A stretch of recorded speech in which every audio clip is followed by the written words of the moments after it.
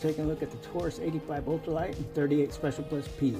What makes this an ultralight model is the aluminum frame, keeping the gun at 17 ounces. Cylinder holds 5 bullets, a 2-inch barrel with serrated front sight. For our sights, we have this trough down top front serrated post. The hammer is knurled, trigger's nice, no sharp edges.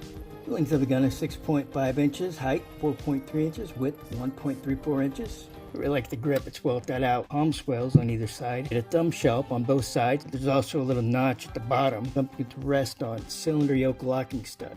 It's been discontinued in favor of its model 856. Be sure to like and subscribe and visit my channel for full videos.